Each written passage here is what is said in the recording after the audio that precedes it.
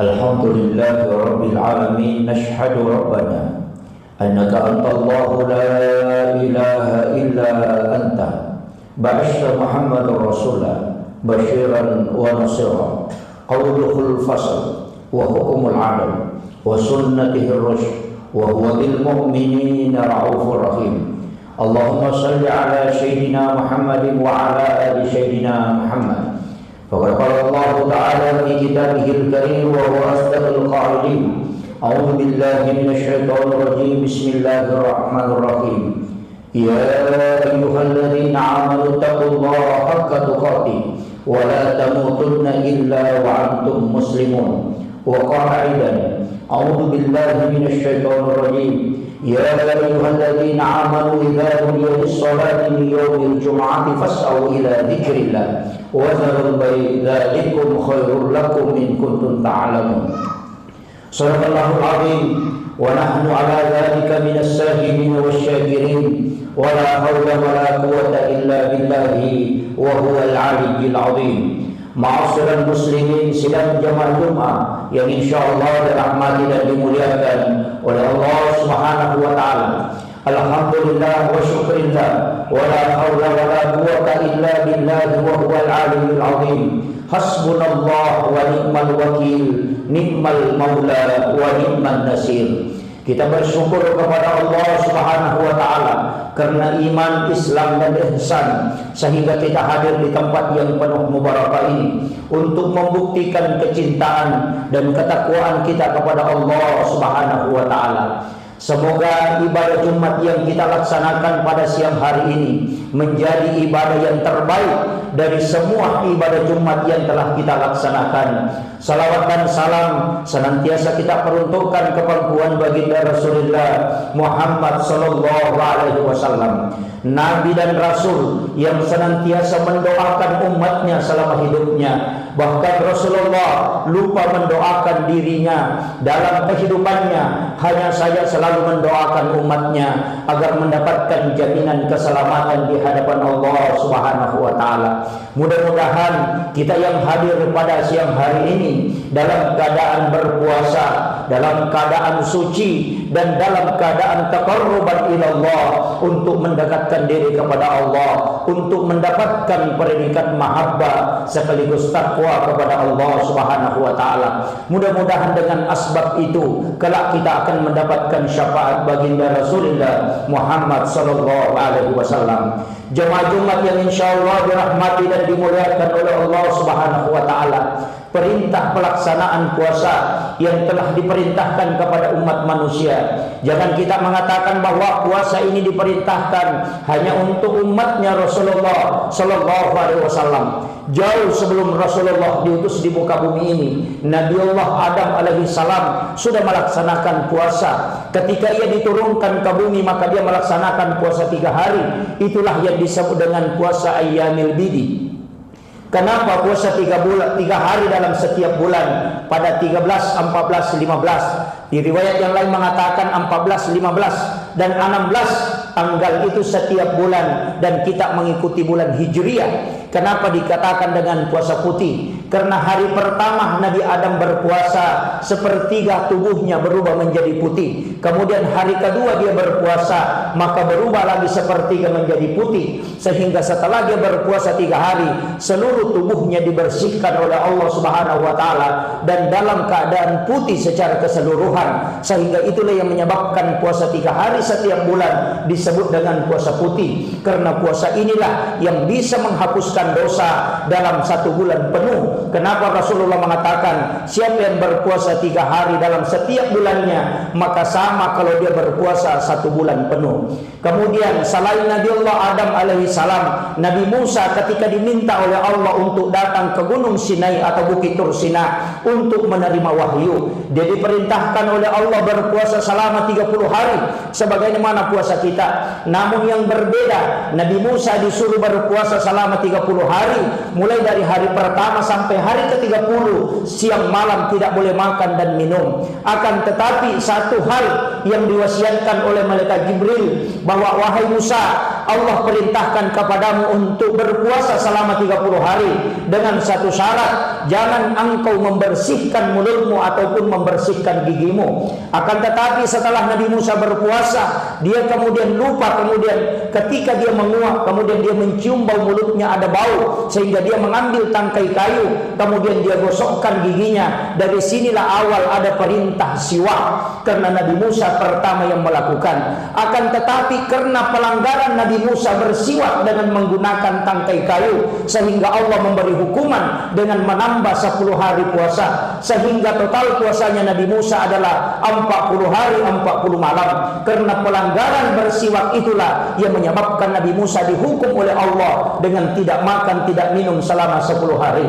Kemudian nabi-nabi selain itu juga diperintahkan berpuasa. Nabiullah Isa alaihissalam juga berpuasa selama 40 hari.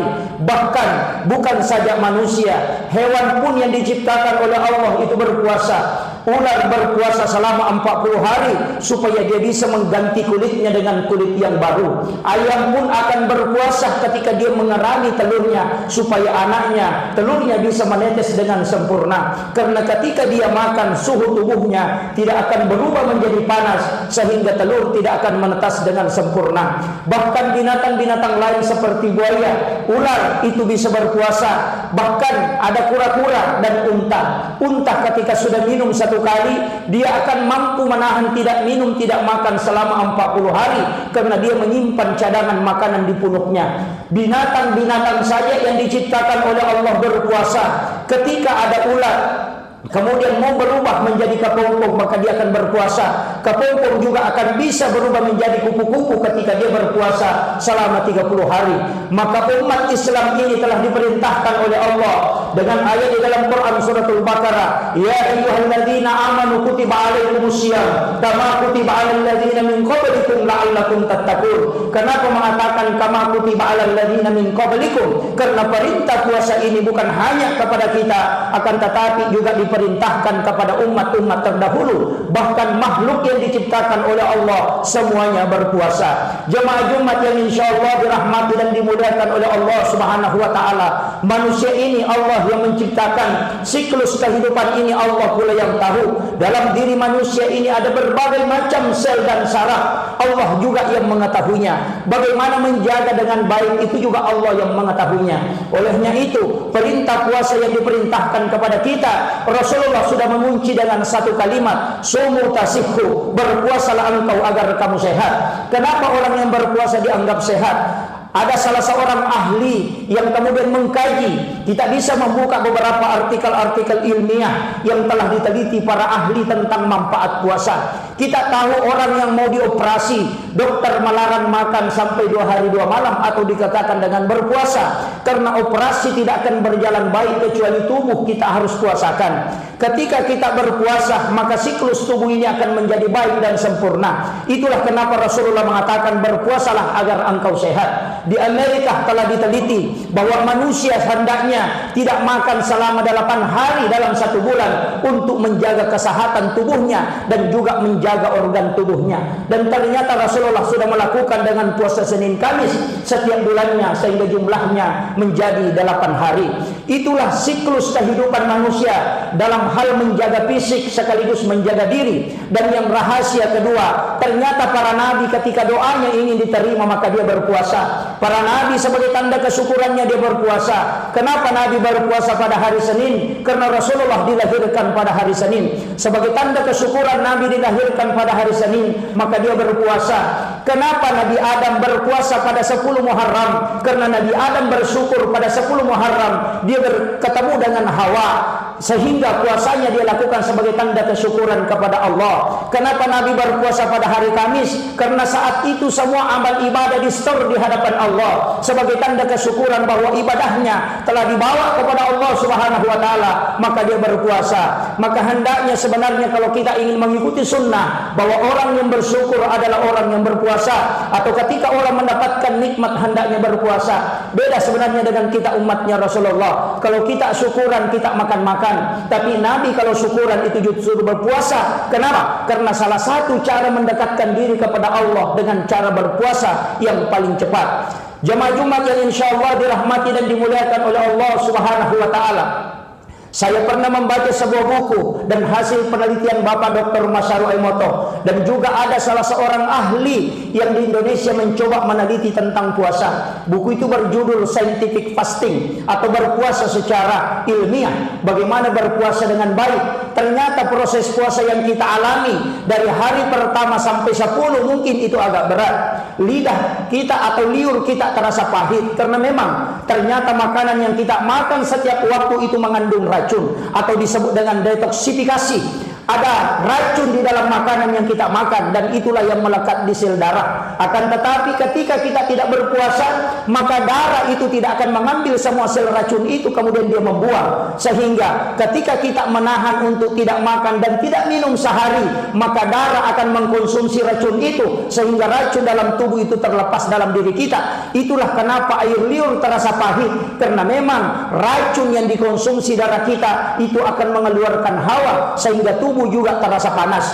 Itulah yang menyebabkan kenapa kita susah puasa pada hari pertama sampai ke 10, dan juga berat badan akan turun secara normal sekitar maksimal 2 sampai 3 kilo. Akan tetapi ketika memasuki tahap kedua yang disebut dengan rejuvenasi, atau mencoba menyambung sel saraf, karena saraf ini ketika terhambat oleh lemak, terhambat oleh sel-sel beracun dalam tubuh, maka dia tidak akan berjalan maksimal. Akan tetapi ketika kita berpuasa, maka sel itu akan terbuka kembali. Analogi sederhananya, ketika ada pipa saluran air atau ada selang saluran air yang dilewati air bersih selama 1 tahun, pasti akan ada lumut menempel atau kotoran-kotoran menempel di bagian-bagian pinggir selang itu atau pipa itu. Bagaimana cara membersihkan? Hentikan saluran air sejenak, maka pipa itu yang ada kotorannya akan mengering pinggirnya dan akan terkelupas dengan sendirinya. Begitulah format puasa sebenarnya. Itulah sehingga kita dianjurkan berpuasa bukan balas dendam. Mungkin kita tidak makan seharian, tapi biasanya kita tidak makan 1 hari, tapi kita balas dendam kalau buka puasa. Sebenarnya puasa yang sesungguhnya yang paling baik adalah memakan sedikit, tidak lebih dari 1/3 mud ketika kita makan dan ketika kita berbuka. Begitulah Nabi, sehingga dia makan 3 biji kurma ketika dia sahur, dan juga memakan 3 biji kurma ketika dia berbuka. Kenapa? Karena dia mencoba menghabiskan seluruh racun yang ada dalam tubuhnya, dan itulah contoh yang terbaik bagi yang mampu. Tapi bagi yang tidak mampu, jangan memaksakan diri, karena tahap terakhir adalah 21 sampai 30, itu adalah stabilisasi. Semua sel yang telah mati bisa aktif kembali. Dari situlah sehingga manusia bisa merasa ringan tubuhnya. Bahkan makanan susah masuk ketika kita sudah berpuasa selama 30 hari. Di hari Lebaran biasanya kita tidak bisa makan banyak. Kenapa? Karena tubuh ini memang sebenarnya tidak terlalu banyak membutuhkan makanan. Bahkan kita bisa membuka sejarah Ashabul Kahfi. Salah seorang pemuda, ada 7 orang pemuda yang terjebak di dalam goa, kemudian tertidur tapi matanya terbuka selama 309 tahun. Dia tidak makan dan tidak minum, tapi dia bisa bertahan. Inilah kesimpulan bahwa manusia sebenarnya tidak terlalu membutuhkan makan yang lebih banyak. Kenapa? Karena tubuhnya bisa bertahan dengan jumlah waktu yang lama ketika Allah memberkahi. Mudah-mudahan puasa Ramadan ini kita bisa mengambil pelajaran dan bisa membuat kita sebagai hamba yang semakin bertakwa atau semakin mendekatkan diri kepada Allah. Dan mudah-mudahan puasa ini memberi manfaat dalam kehidupan. Kita bisa sehat kembali dalam keadaan yang baik dan prima setelah kita menjalani proses puasa Ramadan. Barakallahu li wa lakum fil Qur'anil azim, wa nafa'ni wa iyyakum bima fihi minal ayati wa zikril hakim, wa taqabbala minni wa minkum tilawatahu innahu huwal ghafurur rahim.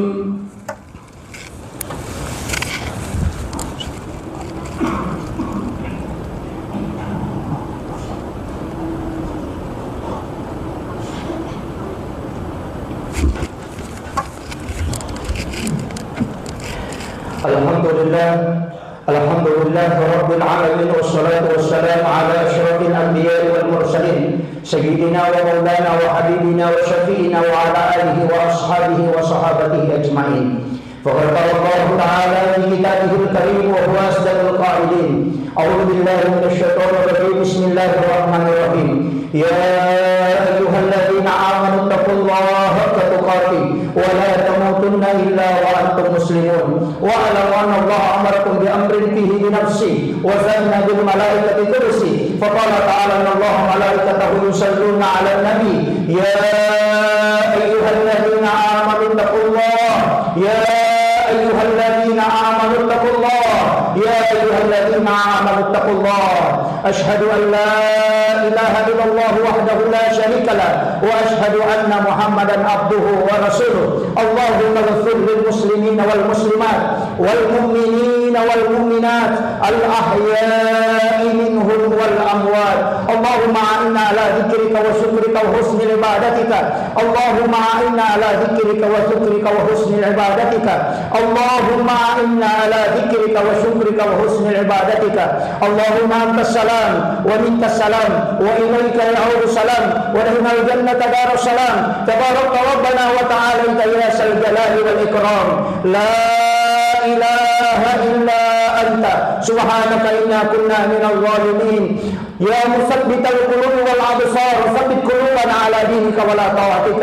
يا مقلب القلوب ثبت قلوبنا على دينك ولا طاعتك ربنا ظلمنا أنفسنا وإن لم تغفر لنا وترحمنا لنكونن من الخاسرين الله الذي لا يضر مع اسمه شيء في الأرض ولا في السماء وهو السميع العليم الله الذي لا يضر مع اسمه شيء في الأرض ولا في السماء وهو السميع العليم الله الذي لا يضر مع اسمه شيء في الأرض ولا في السماء وهو السميع العليم ربنا آتنا في الدنيا حسنة وفي الآخرة حسنة وقنا عذاب النار وقنا عذاب النار وقنا عذاب النار وصلى الله على سيدنا محمد والحمد لله رب العالمين عباد الله إن الله يأمركم بالعدل والإحسان وإيتاء ذي القربى وينهى عن الفحشاء والمنكر والبغي يعظكم لعلكم تذكرون فاذكروا الله الذي يذكركم وصلوا